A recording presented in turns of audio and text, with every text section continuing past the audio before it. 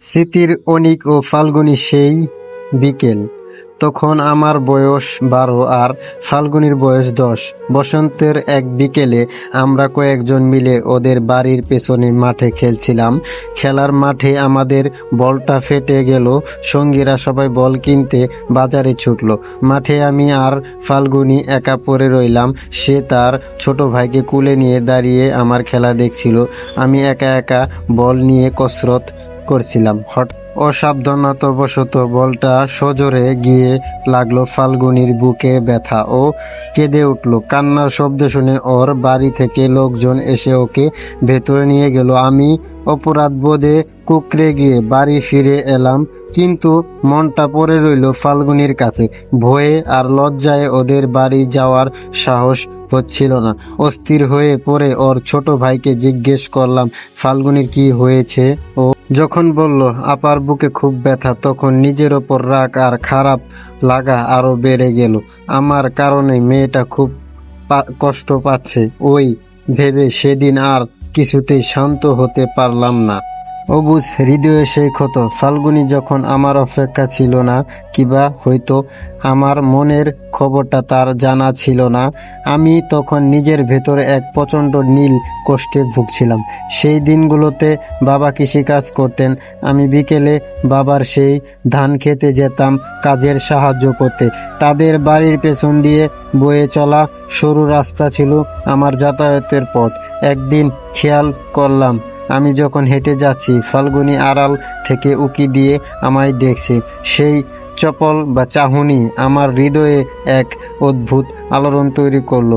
আগে থেকে তার প্রতি এক মায়া জন্মে ছিল, কিন্তু এখন এক মুহূর্তে উকি আমার আবেগ আর ভালোবাসাকে বহুগুণ বাড়িয়ে দিল।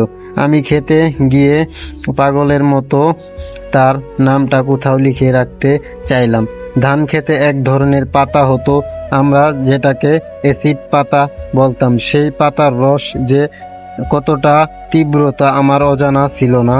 কিন্তু ভালোবাসার তীব্রতা যখন সব ভয়কে জয় করে, নিজেকে আমি সেই পাতা দিয়ে নিজের হাতের চামড়া গভীর মমতা আর ব্যথায় লিখে ফেললাম তার নাম ফাল্গুনী। কিছুক্ষণ পর হাতে সেই জায়গাটা জ্বলন শুরু হলো। অ্যাসিড পাতা রসে আমার হাতের চামড়া যেন ঝলসে গিয়ে ছিলে গেল।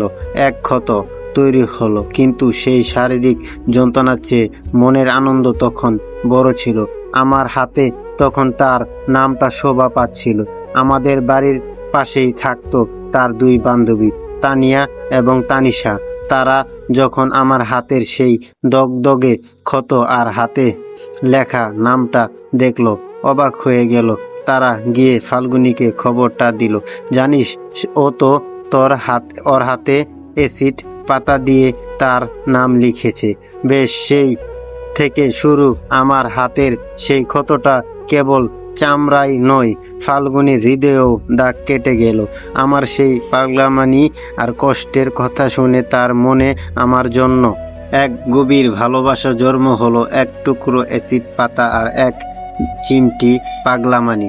এভাবেই আমাদের সেই অদ্ভুত সুন্দর ভালোবাসার গল্পটা শুরু হয়েছিল।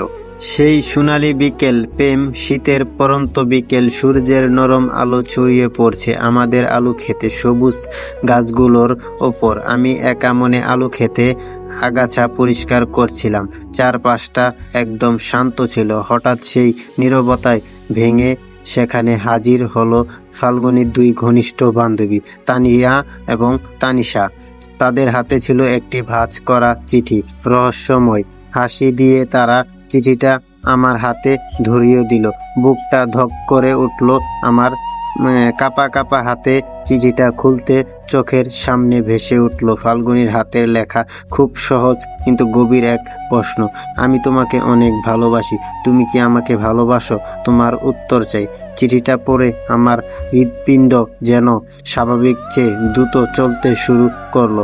আলুর ক্ষেত, ঘাস আর হাতের মাটি সবকিছু যেন মুহূর্তের জন্য থমকে গেল।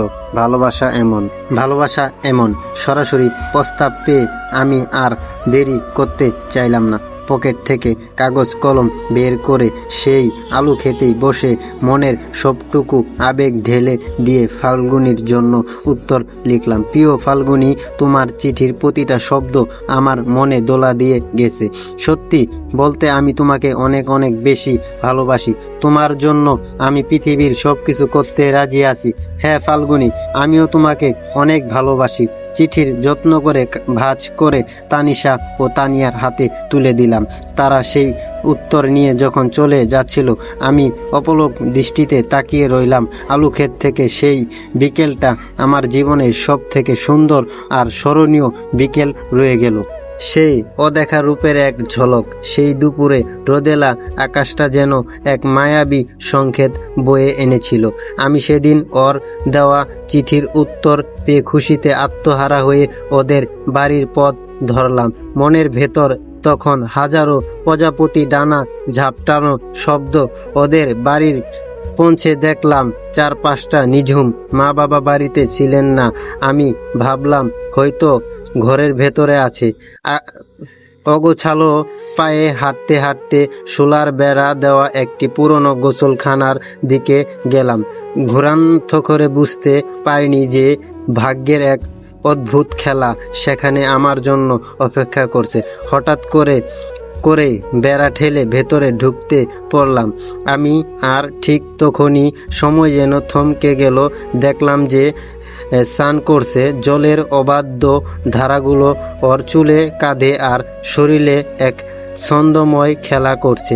কোনো এক রূপকথার রাজকুমারী যেন স্বর্গ থেকে নেমে এসেছে এই মাটির পৃথিবীতে। কোনো মেয়ের এমন অকৃত্রিম, পবিত্র আর মহাময় রূপ আমি আগে কখনো দেখিনি।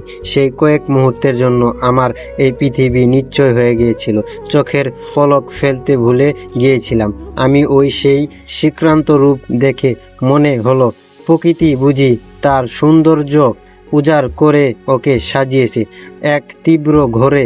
অনেকটা পাগলের মতো আমি সেখান থেকে ছুটে বেরিয়ে এলাম।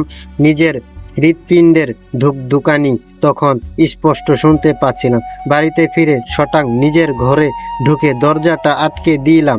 কম্বলের নিচে মাথা গুজে অন্ধকার করে শুয়ে রইলাম। কিন্তু অন্ধকারেও বারবার সেই স্মৃতি ভেসে উঠছিল। মনের অবচেতন মনে বারবার শুধু একটাই প্রশ্ন ঘুরপাক খাচ্ছিল। আমি কি কোনো মানবী দেখলাম, নাকি কোনো বনপরী, নাকি আমার স্বপ্নের সেই রাজকুমারী আজ বাস্তবে রূপ নিল? সেই দুপুর থেকে আমি আর আগের আমি নেই। হৃদয়ে গভীরে এক অদ্ভুত প্রেমের শিখর আর ঘর আমাকে তাচ্ছন্ন করে রেখেছে। এই গল্পের দ্বিতীয় পার্ট পেতে অপেক্ষা করুন, শীঘ্রই আছে। এই চ্যানেলটাকে সাবস্ক্রাইব করুন এবং ফলো করুন এবং বেশি বেশি শেয়ার করুন।